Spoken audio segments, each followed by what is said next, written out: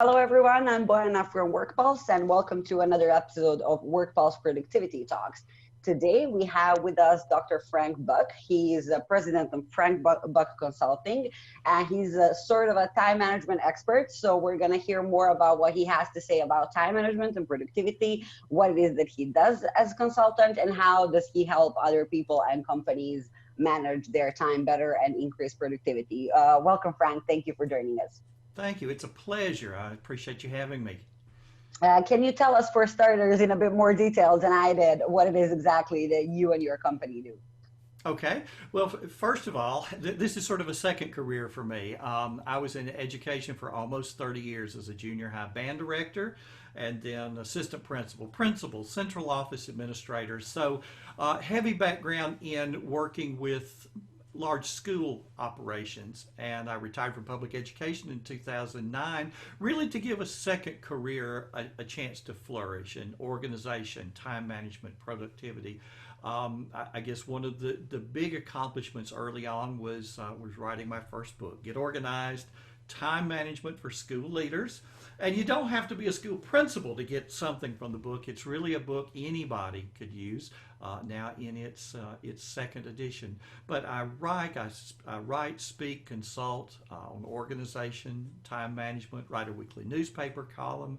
I live in the United States and have been as far away as Australia to talk with people about getting their desk clean, getting their email empty, how to stay on top of all of this stuff that we've got coming at us. When doing the stuff is not the hard part, keeping up with all that we have to do is the hard part. Yeah, I agree. That completely makes sense. So let's start off with some basics. Can you tell us what do you consider to be like a definition of productivity? Sort of, what would you say productivity is? Productivity is getting the things done that are important to you, the people around you, and they're going to make a lasting difference. And the thing is, we could fill our days with little activities and never get it all done and never accomplish anything that really matters. So it's as much about what to say no to as what to say yes to, and saying yes to the right things and having a methodology and the tools to help you accomplish those. That's what makes you a productive person. Okay, yeah, makes perfect sense. Do you think that that can be measured? Can productivity be measured? How can it be measured? Good question. And I think your question is better than my answer because there's really no magic formula that will say, okay, your day today was a 95. And there's so many different ways we could look at it. A coworker could look at you and say that you had a very productive day while you may feel that you didn't, or vice versa. So gosh, I wish one day there was a way to really measure it. But so often when you try to put a number on something, your numbers turn out to be wrong. Makes sense. Makes sense. Well, yeah, I mean, there are, I guess, I've spoke to some to different people from different industries doing different things. Uh, a lot of them measure productivity based on results that the people are getting through what they're doing, not by actually their day-to-day actions, but what they were able to achieve. So it's a more of a result-based thing than an immediate thing. Mm-hmm. Okay, so you do consultancy besides, I guess you do a lot for schools, given that you have been in education for a long time. But I'm assuming you Absolutely. also work with companies and individuals, of companies of all sizes and organizations, different types of organizations. Hmm. Yeah, you're absolutely right. Just because of the nature of my background, so many of the conferences where I speak and so many of the organizations that bring me in are school based. You say a school system that wants to bring all of their administrators together, or an individual school that wants something for all of their teachers to help them stay on top of their day.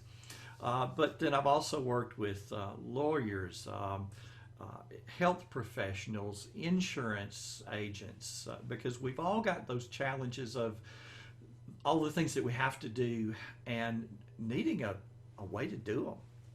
Hmm. And is there like a time management formula that can be applied across the board, or it's different for lawyers, for healthcare workers, for teachers, or whatever the industry is? Well, we're gonna have different nuances, but I think there's some very common themes that run through all of them. The most basic of which is to have a system and you're putting everything in the system.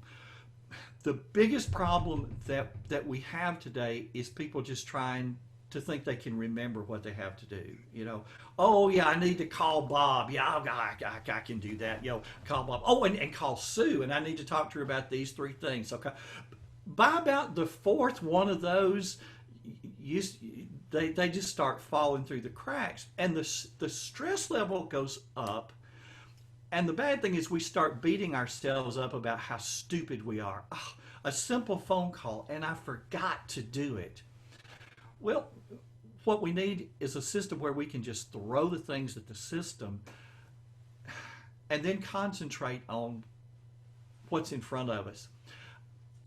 I have several hundred things I could be doing right now, but I'm not thinking about a single one. I'm thinking about this interview right now because I know everything else is in the system. Everything else it can wait. And the things I need to see today are on the list for today. And the things that I need to see 2 weeks from Tuesday are on that list, and I'm going to see them 2 weeks from Tuesday. And the stress level's very, very low. I learned that kind of thing when I was a senior in high school. So very different tools. We didn't have smartphones in 1976. So over the years, the tools change, but some of the principles behind it stay the same. The principle of put it in a system, whether it's write it down as soon as it occurs to you in a paper planner, or whether it's put it in an app on your smartphone as soon as it occurs to you, and then at some type of system that gives it back to you at the right time. That whether it's put a due date on it or put it on a particular page in a paper planner, so that it's out of sight, out of mind when you don't need it, and it's front and center when you do need it. It seems so simple. It seems like a simple tip, but it's actually uh, I I'm looking on my own example. Like I was a person who just would rather remember everything, and just Mm-hmm. I'll remember that. I have to do that. I'll remember that. And at some point, I realized there's so many things to do, and like you said, the Exactly. stress level goes up, and I just keep worrying: have I forgot anything else? Is there anything else that I should do? So having a sort of a to-do list and adding things to that list to any kind of system, like you said, whether it's an app or a paper or whatever it is, it really helped a lot. At least it helped me feel more revealed, because relieved actually, because I knew that like I know everything that I need to do. There's no need for me to keep worrying if I forgot something, because I know I didn't, obviously. Mm-hmm. But yeah, I completely get that. So that would be like one of, for starters, and it's a commonality between, I guess, all industries and all individuals to have a system like that. Yeah, and if I can just tell you a quick little story, my first year as a principal. So I'm the new principal in a faculty of people, most of whom were a little older than I was, and most of them who had been at that school for a number of years. So I was definitely the new guy on the block. And this was 1997, so I had my day timer. This was before everything was so digital. And, the teachers knew, they're always seeing me with this little book. And every time something came up, every time I promised them I would do something, or every time they told me something that I needed to act on, or sort of needed to know about something, I'm always opening this little book and jotting it down, and they start to wonder about this little book. But what they notice is whatever got written down in that book just magically seemed to get done. And so when we had one of those professional development days, and if you talk to teachers, they'll tell you some of the worst it's happens there. You can get some of the worst professional development in it. So I decided just for our professional development that day, just to show them what I did, just to show them what I was doing with the book. How here are these two facing pages for each day. On the left side, here are my appointments and my to-dos. And the right hand page, that's notes from phone calls. That's notes from one-on-one meetings. That's sort of like the little memo pad that lives by the phone. Anything I needed to jot down about anything that came up during the day was there. And at the end of the day, you just look to see, all right, what do I need to do about any of those things that I wrote down? Put them on the pages for the future days, and then at the end of the day, you're done. And they're like, that's so easy. and then most of them went out and got a little book. And now today I don't carry my little book. Mine is, it's my phone that's synced to my computer. But the idea is the same, that things go into that system and then you see them at the right time, along with the details that you need to do to get that particular thing accomplished. Okay, is there any other commonalities between industries, or the having it all in the system is the one? Having a system, putting it all in the system is the big one. And if a business is looking for what's the magic tool, one of the things that I've found over the years is trying to mandate that we're all going to use this digital to-do list. We're all going to use this piece of software is maybe not the best bet, because one of the things that I tell people is personal and work, you're the same person. Put it in the same system. Don't have a calendar over here for work and a calendar over here for personal. But you want to be able to see the two things together, see how they integrate. Same things with your to-dos. Let those things integrate so that you can go to one place and see everything, personal, professional, your hobbies, your goals. There it is. So we might have a piece of software that sort of is outlining the major goals for the organization and sub goals. But then when it comes to the day-to-day tasks, the little phone calls that we make, the little memos that we're going to need to write, that the important thing is that everybody has good tools to do it. I don't think the tools need to be exactly the same across the board. That's interesting, because usually in companies this is a tool that we're going to be using, and then the Mm-hmm. entire company uses it. And I mean, And half the switching company, workplaces, you have to get a new tool and start learning a uh-huh. new tool and use a new tool. It's And half the company says, yeah, this too will pass.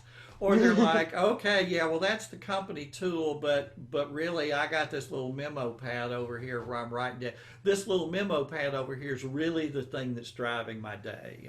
People find a way around what the company mandates you must do. It's, to me, it's such a personal decision.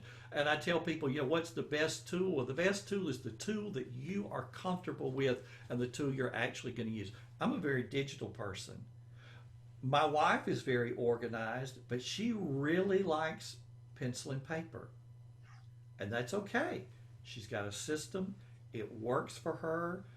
People look at her as being very organized. Nothing falls through the cracks. And she can go back to this folder, to this piece of paper that's in there and say, on this particular date, we had this phone call, and this is what I told you I would do, and this is what you said. And the person just goes, oh, okay. No argument. yeah, well, I guess it really depends on what people are comfortable with, what they like the most.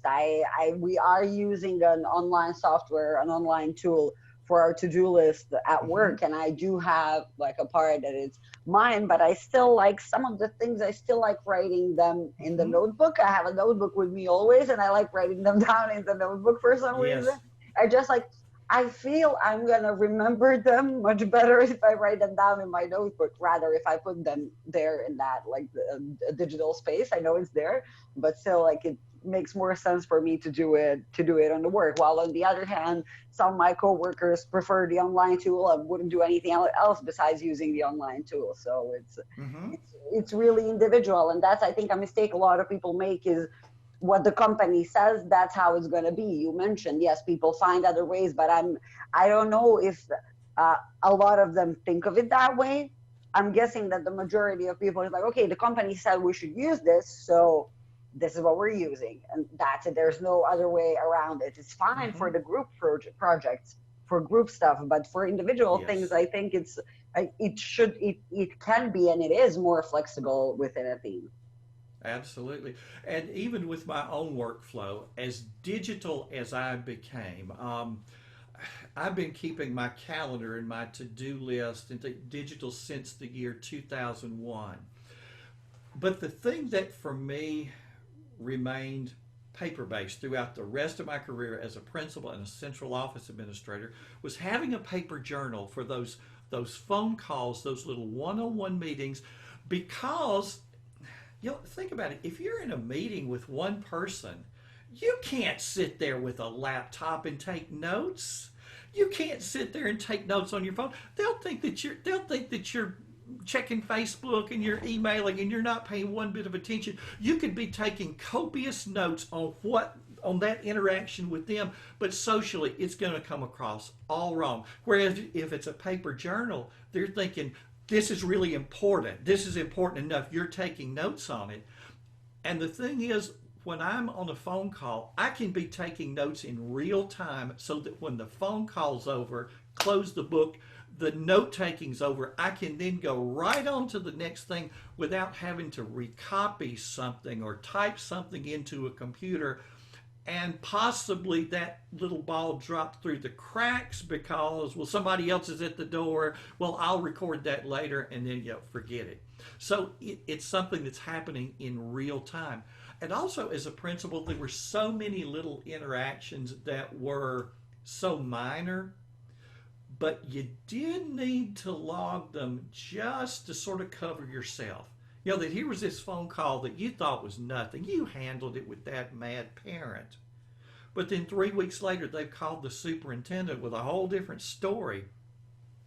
Boy, to be able to flip back a few pages in that journal and say, we talked on this particular date, and here was her concern, and here's what I told her I would do, and here was her response.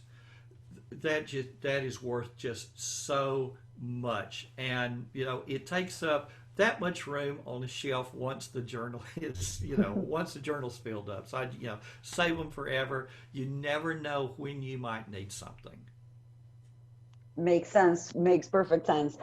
When it comes to productivity in the workplace and increasing productivity in the workplace, I mean, almost every employer or manager wants to have a more productive team, wants to maximize productivity in their team.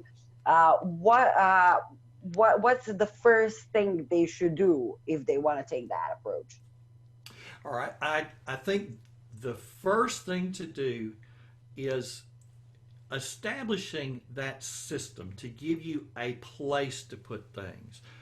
In other words, think of it, if we were preparing a meal, and we're cooking spaghetti, we're going to need a container to put that spaghetti in. So once you've got that container, once you've got the place to put it, let me throw out a word, and I bet this word is going to resonate as a problem with everybody who watches this interview. Interruptions. I can't get anything done. That's why we come early. That's why we stay late. That's why we come in on Saturdays. We say, gosh, I can get more done on a Saturday morning than I can the whole week because there are no interruptions. And there's studies that show things like, executives are interrupted. Some studies say every 3 minutes, some say every 8 minutes. And then studies say that when you're interrupted, it takes you 23 minutes to get back on track. So if you're interrupted every 8 minutes and then it takes you 23 to get back on track, you're pretty much interrupted before you ever got back on track. And that's the real pitiful part, is that when we're interrupted, generally we don't get back onto the thing that it was that we were doing. So it becomes, well, how do we sort of eliminate the interruptions? Well, why do I interrupt somebody? Because that thing is on my mind right now, and before I forget about it, let me transfer it to that other person. Now, if I've got a system that's going to keep me from forgetting about it, and it could be something, it could be a paper planner. And when I think about that question, I need to ask Bob, if I jot it in my planner instead of getting up, walking down the hall and interrupting Bob, then I've saved Bob some time. And then when I think about something else to talk to Bob about, let me jot that down also. And the next, so instead of going and interrupting Bob 6 times before the morning's over, chances are he's probably going to walk in the door to interrupt me. And when he does with what he wanted to talk to me about, I can just run through the list that I have with him. And if I'm doing it digitally, then anything I need to talk to Bob about, I just put Bob somewhere in the task.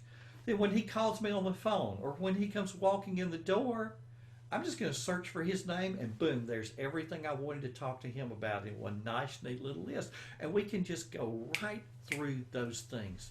So when people say, how do we minimize interruptions?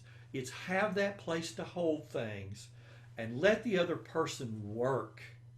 And then when we get together, let's go through a whole bunch of things with each other where we can be fully present with each other instead of worrying about, gosh, I wish you'd get out of my office so I can get back to the project I was working on.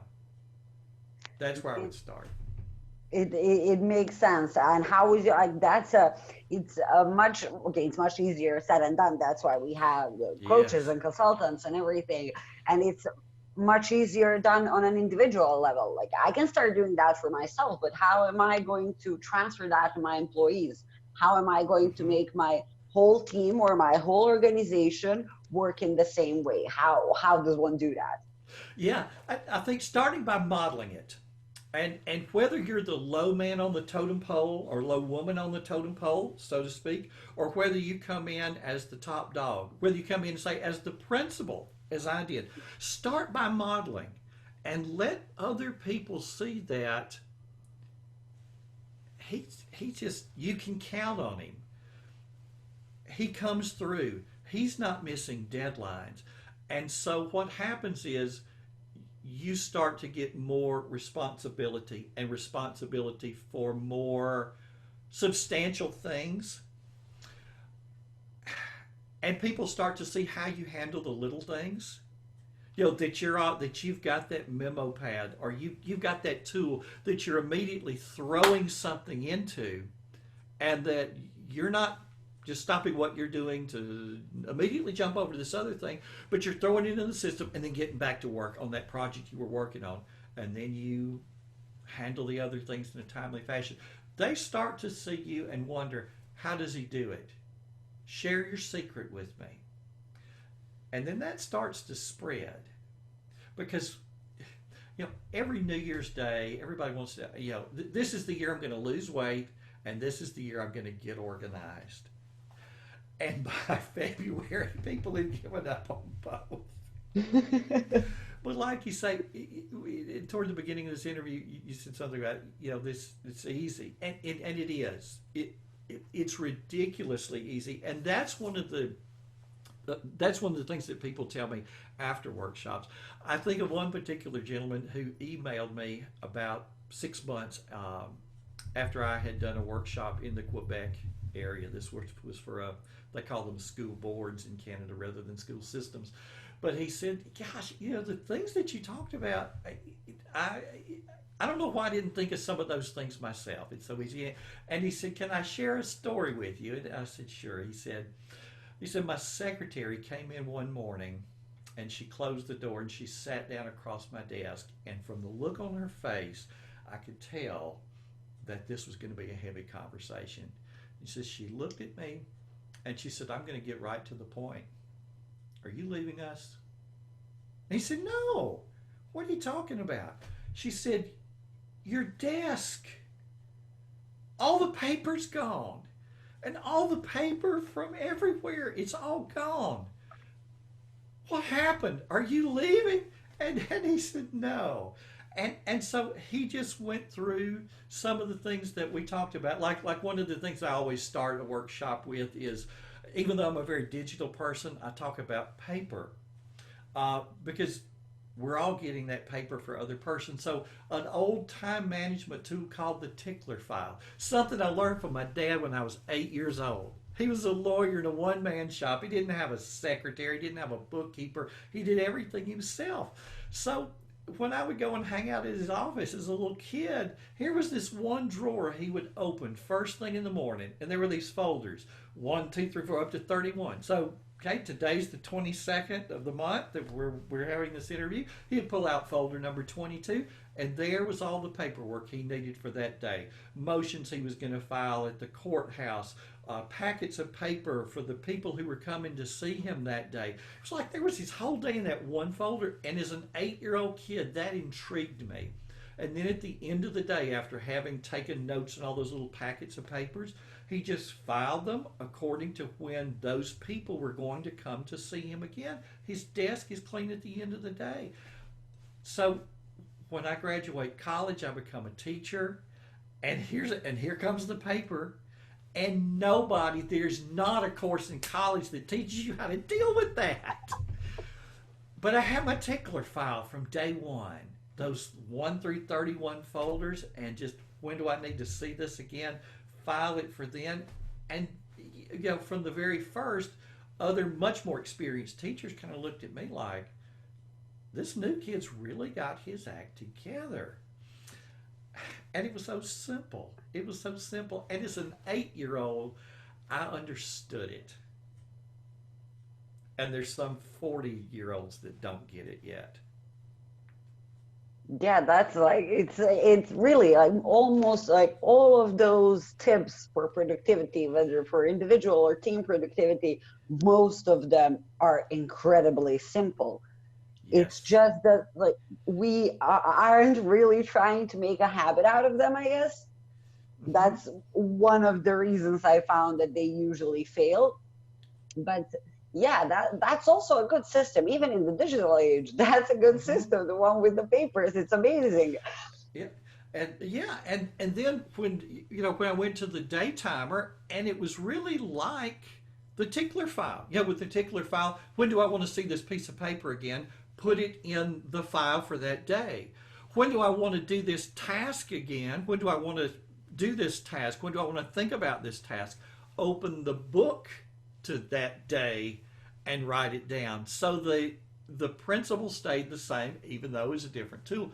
Today, it's put it in my digital task list. I use Remember the Milk, but there's so many out there that are good. But if I put it in there and give it a due date for when I want to see it again, then it becomes just like the Tickler file. It's just a digital version. So it's like I've got the same principles working, whether it's paper or whether it's digital. But again, the important thing is it's got to be easy, because as people, it's human nature. We're going to do what's easy. If I've got 2 things on my list, buy shoestrings and solve world hunger, at the end of the day, one of those things is going to get done. Because buy shoestrings, I know where to go to get them. I know how much they cost. I know how to install them once I get them home. Solve world hunger, that's much more worthy. But how do you even get started? So it's going to sit on the list day after day after month after month. So breaking things down so that they're easy. And so that when I look at that list, having the list of what to do is one thing, and really doing the list is another.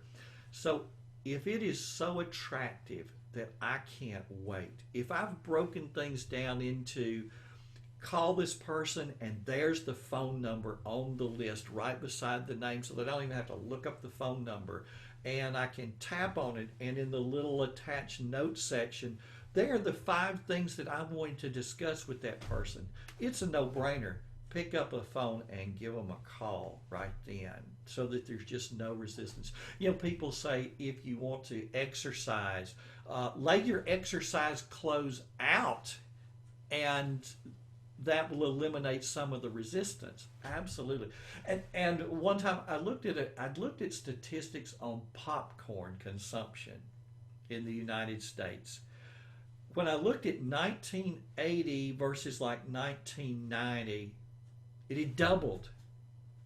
Well, the population hadn't doubled, and there wasn't this huge weight gain in 10 years.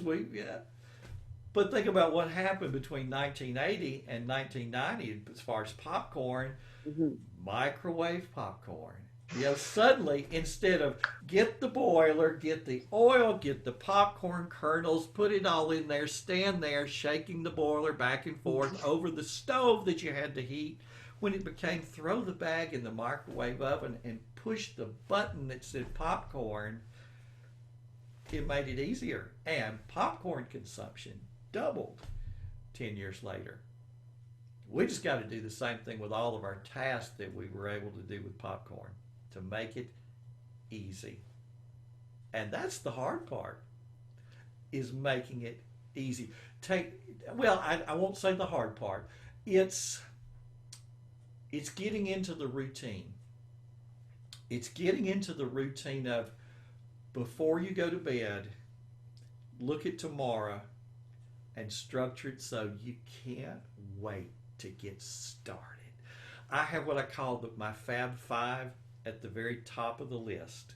That if I only get those 5 things done during the day, I will still have had a successful day. So making the decision on what those 5 are going to be and wording them so that they're very clear and they're very easy to do and they have all the details with them, that is so worth the couple of minutes that it takes to do.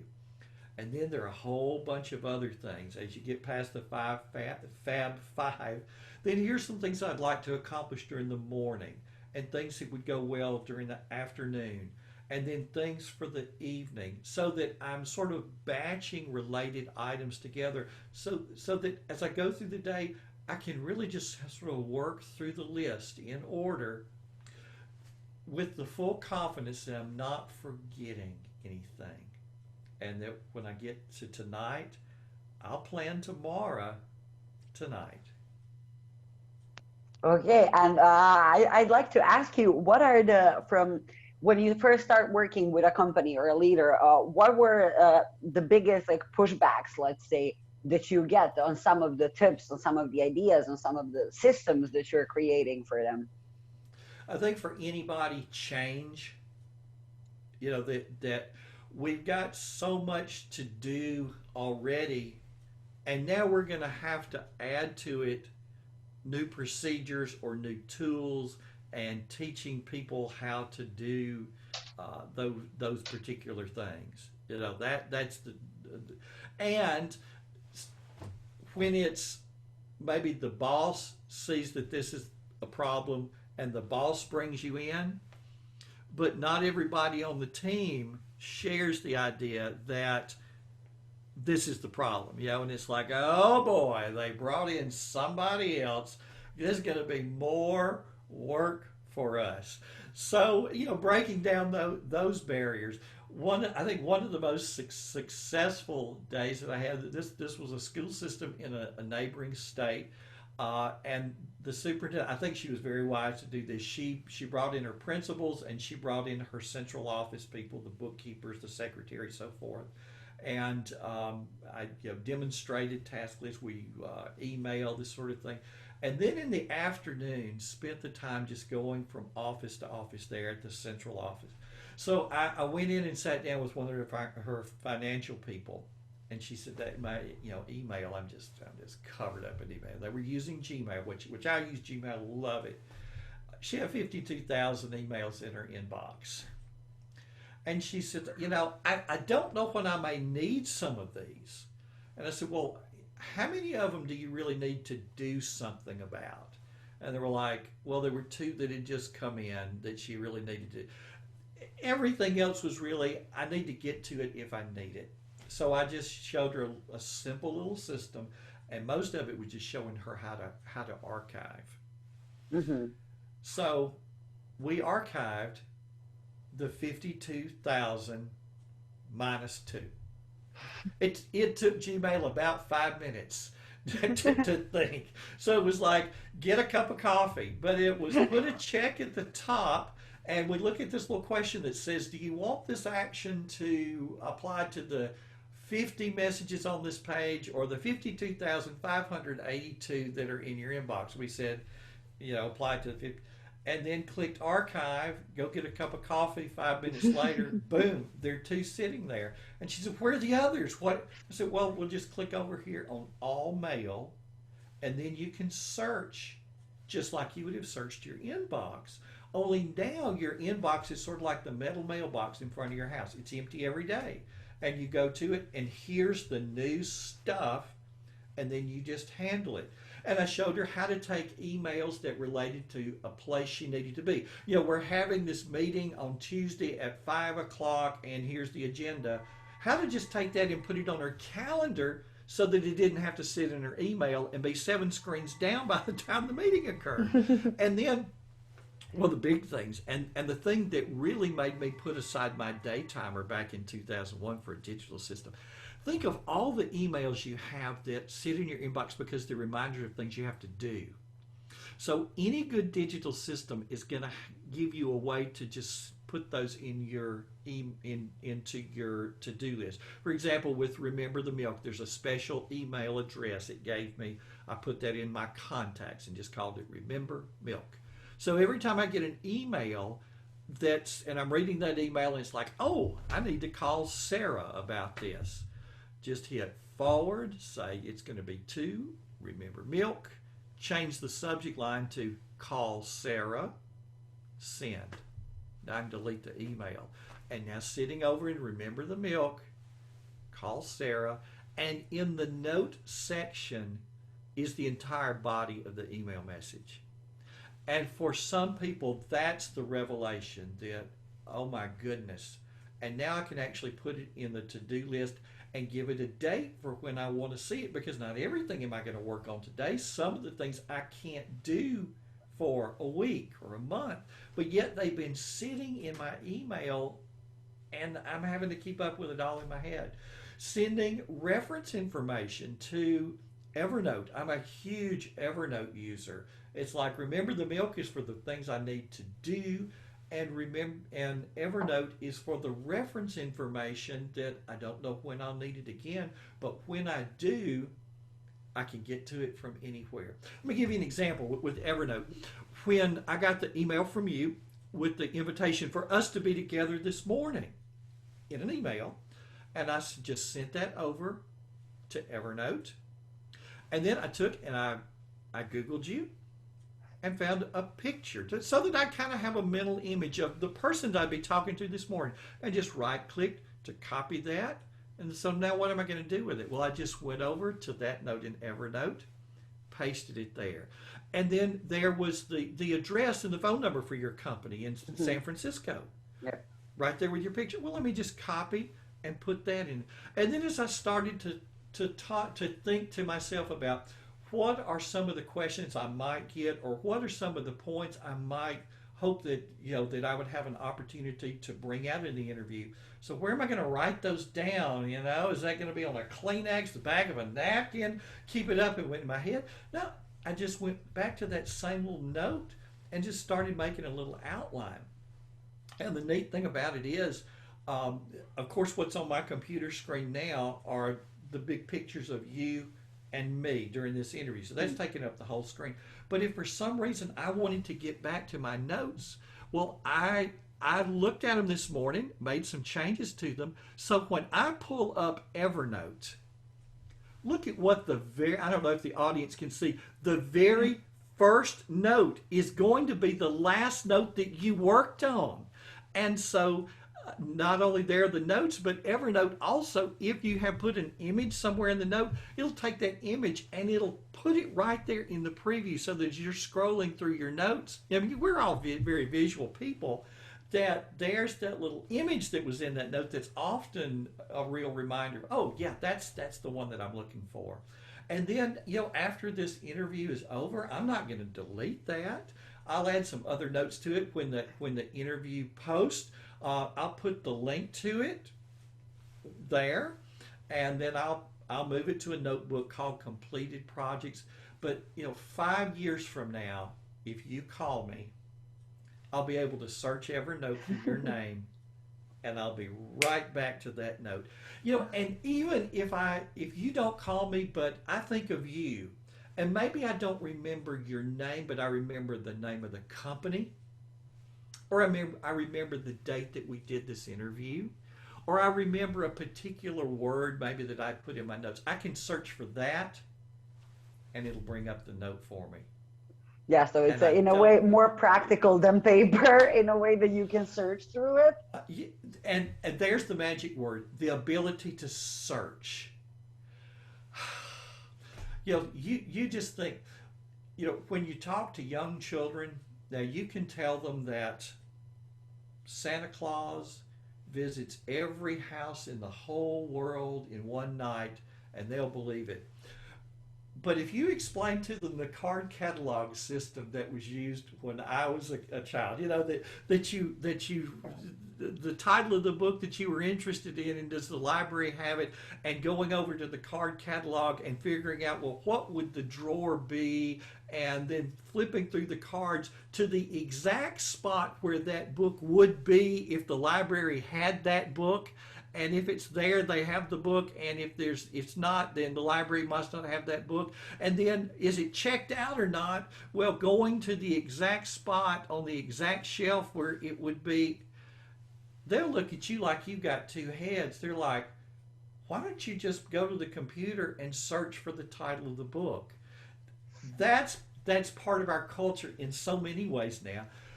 But we still have so many people where their system is, it's all pencil and paper, and you lose that ability to search. There's some people that say, well, I think it was on kind of a purple piece of paper, and I remember I wrote that telephone number sort of upper in the upper left hand corner. But gosh, it's so much easier to just think of that word. My Not too long ago, my wife asked me, someone we go to church with, and what was this particular person's wife's name? Well, I had no idea either.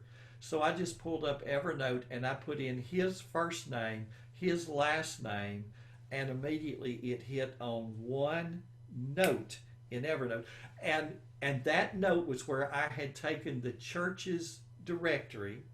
It was on PDF, and had just drug that PDF into a note. And so what it had hit on was, inside that PDF was that husband's first name and last name. So it hit on that note. Because of that, I opened the note, I opened the PDF, and highlighted was his name, and right beside it his wife's name. And my wife is like, how did you do that? It's not magic, but it sure seems like magic. And it's a whole lot better than magic, Definitely. because this is real. Magic is an illusion, and this is real. Definitely. I know how many times I've written down something in a notebook. I was just like, that came to my mind when you said like purple paper or whatever. So I start flipping through my notes, just like, I know this was written somewhere near this. It was Mm-hmm. like towards the beginning of the month, so it must be around here in the notebook. I'm just flipping through it, trying to find it on the one side, on the other side. And then I lose like 10 minutes trying to flip through the notebook to find it, when I could have just put it in a search in my Evernote or any other tool, and I could Yeah, pull it out within seconds. yeah. And, whereas even when we entered the so called digital age and our computers became the center of our information system, and so we set up folders within folders within folders. So if you wanted to find something, it meant knowing where you had filed it, what folder, and then within that, what folder, and within that, what folder. And with something like Evernote, sometimes if it's just a particular word that was kind of an obscure word, but you remembered it was in that note, searching for that one word, finds it for you, or a person's name, or you remember that it was in March 2016 because it was that trip that you took to such and such a place, was where you met that particular person and had that conversation. um, you know how, whatever was going through your head, however you remembered that bit of information, you can find it with just searching for that word, even without thinking about notebooks or tags or any kind of organizational system. So to me, Evernote, they say, well, how's that different from Word or Excel? Well, Evernote's a place for information Whereas Word, for example, that's a good place to create documents. Yeah, makes sense. Makes perfect sense. Yeah, there's another thing I wanted to ask you, and it's regarding like some of the time management methods. I'm not Mhm. sure if you're I'm not sure if you're teaching any of them to your clients, to the people you're working with.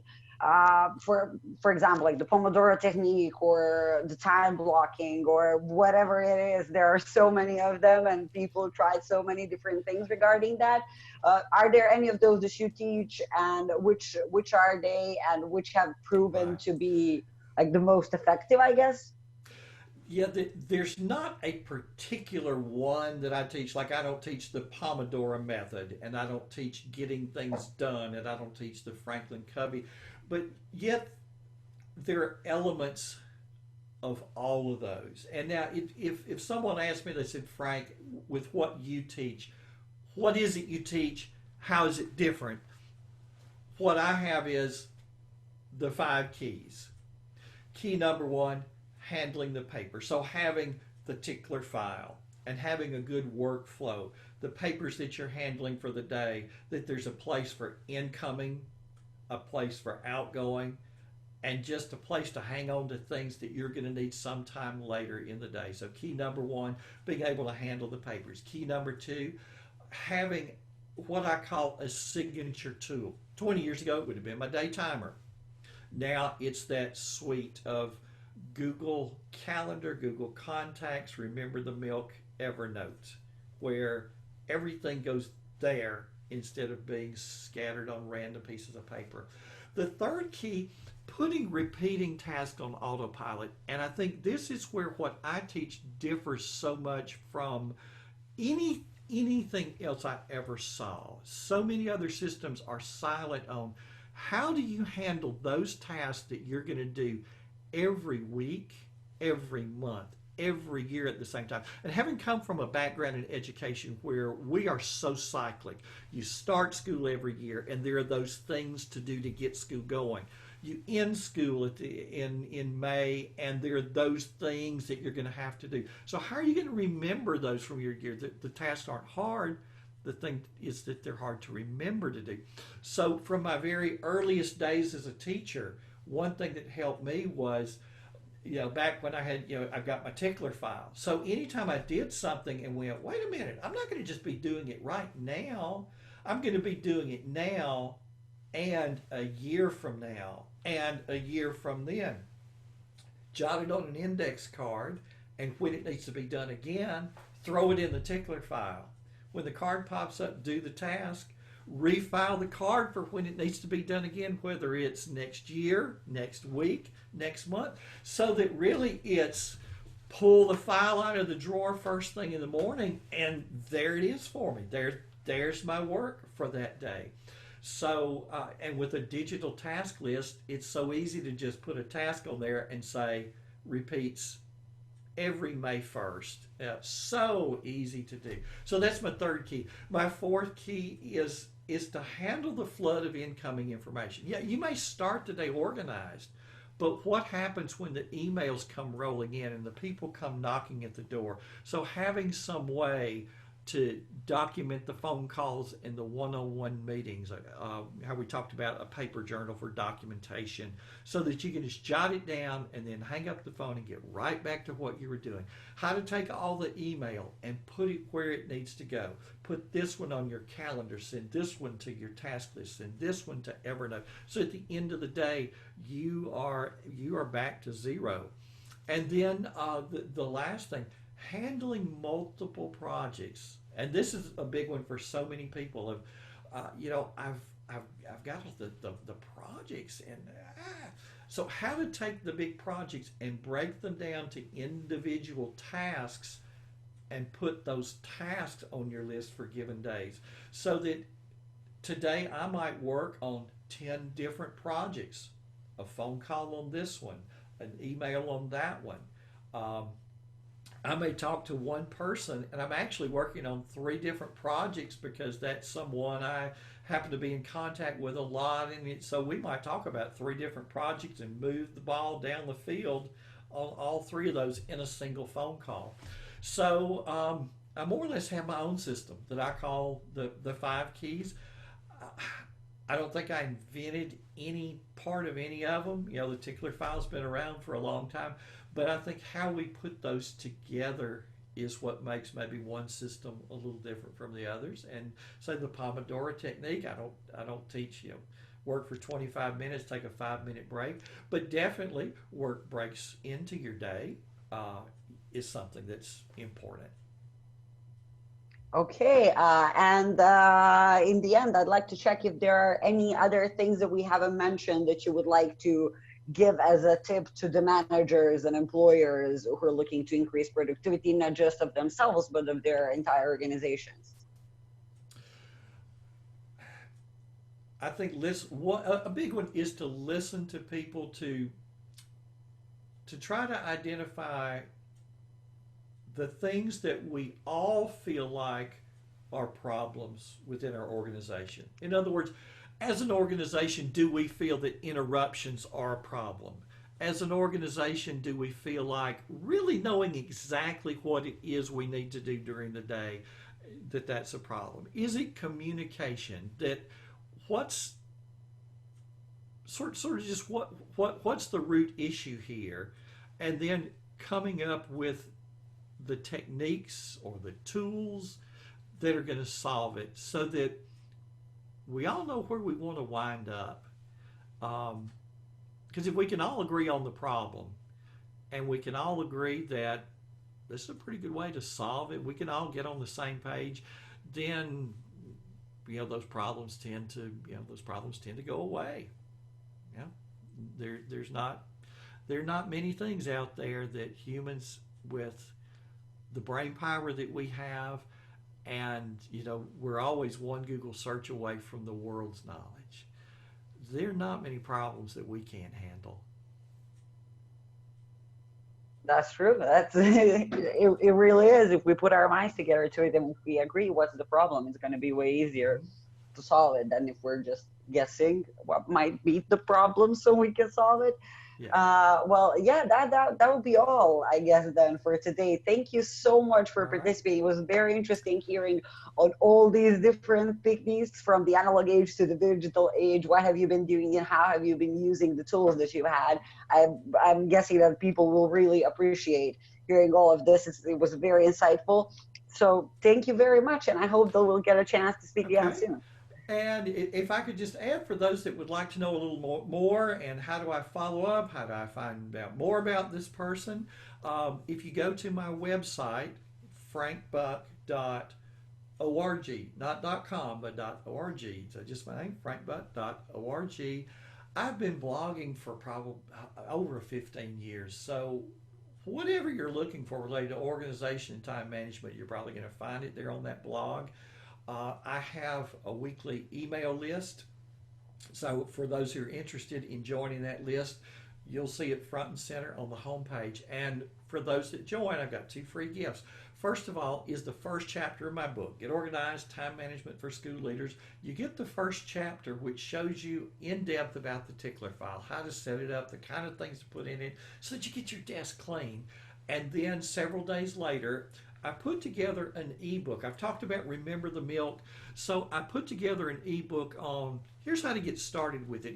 Here are the one-time settings and how to go through. Here's where you'll find that little secret email address where you can send things to your to-do list so that it makes it easy to get up and get going and structure yours the way that I have mine structured. So again, thank you. This has been a pleasure. It's so much fun to just talk to someone else who's interested in easy ways to make your life better, more productive. Great. We'll have the link to the website in the video description and on our own website as well. So everybody who wants to check it out, they can check it out there. Thanks once again, and I hope you have the lovely rest of the day, and we'll speak soon again. Thank you.